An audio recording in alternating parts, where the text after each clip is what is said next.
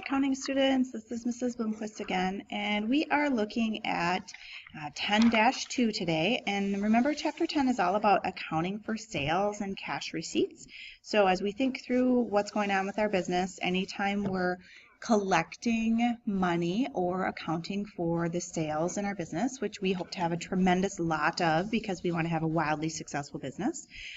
So what we want to focus on next is posting from a sales journal. And we are posting the sales on account to an accounts receivable ledger and a general ledger. And, really, the accounts payable and the accounts receivable, those ledgers are very, very similar. One's a debit and one's a credit, but other than that, the columns that you're going to be seeing are very similar. So what you're going to be looking at here is something should feel very, very similar to what we did with the accounts payable piece. Now, one thing you just want to keep in mind, whenever you have accounts receivable and sales transactions, as a business, you want to post these pretty frequently because you want to stay up to date on how much people owe you and what the balance is on any of your subsidiary ledger accounts.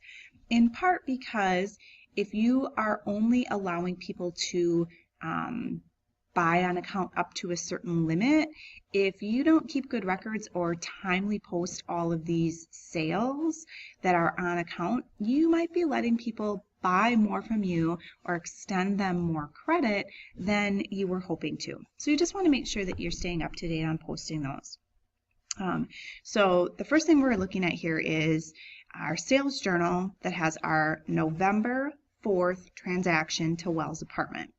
And remember that the total amount of money that the Wells Apartments has to pay us is $41.77, and that's broken up between actual merchandise sales and the sales tax credit. Well, when we go ahead then and put that into the accounts receivable ledger and keeping track of what we've got going on here, first of all, always report the date. And you can see that we previously had a balance for Wells Apartments from November 1st. Now, we write the date in the vendor account. We're going to go ahead and write the sales journal page number.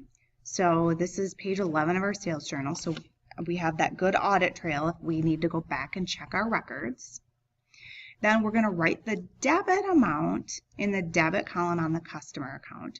So the total amount that is accounts receivable, $481.77, and then we're going to add the debit column to the previous debit balance column to show that now Wells Apartments owes us $24.6227.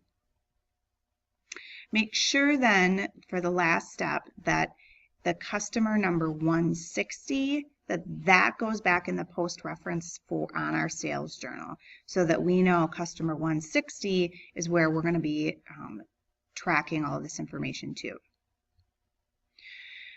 All right, so now once a month, we absolutely want to make sure that we total, prove, and rule our sales journal just so that we know that we have good information. So you can see we have all of our transactions for the month starting with November 4th all the way down to the 29th. And then on November 30th, we're going to go ahead, we do that single rule to show, hey, everything below this is going to be totals. And then we go ahead and add in totals.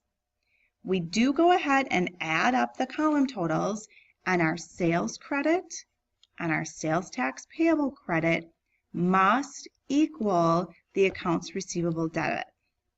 Once we have totaled, we proved, and we made sure that our balances tie out, that's when we put the double rule below, and we know that our totals are good once we have that double rule in place. All right, so posting the totals of our sales journal to our general ledger. Now, we have 3 general ledger accounts that are going to be impacted here: accounts receivable, sales, and sales tax payable. So we just want to go ahead and remember that we're doing this at the end of the month. So our date is November 30th. Journal, we're looking at sales journal page 11. And remember that the accounts receivable is a debit and the sales and the sales tax payable are both credits. And then we go ahead and update our account balance for those new amounts that we are posting or putting into our general ledger. And then we have those account numbers that we're tying back onto our sales journal. So the account number for accounts receivable is 1130, the account number for sales is 4110, and the sales tax payable is 2120. And so we just are making a note back to our sales journal where it is we put those amounts. Again, really good, clean record keeping for a nice audit trail. So we want to be thinking about what accounts are impacted and then how they're impacted by posting the special columns of a sales journal, and think through what are those special columns in the sales journal: accounts receivable, sales, sales tax payable, and the 5 steps for posting transactions to the accounts receivable ledger forms. We just always want to remember we're writing the date, we're writing the sales journal page number, the debit amounts, the credit amounts, figuring out the new account balance, and then going back for good audit trail, putting the customer account numbers back into the sales journal. All right, from here, one of the things that you want to be thinking about is how, as a business, using special journals can reduce your costs. So just in terms of time and record keeping and any extra work, that having good, accurate, special journals really does help a business to save money, and it's good record keeping. So you want to make sure that you're thinking through that. And then also where it is, if I needed to quickly look up how much of my sales tax is due to the government as I check about cash flow, where would I look for that? So that's another good question to be thinking through. All right, so from here, 10-2, you can go ahead and do the work together and on your own, and good luck.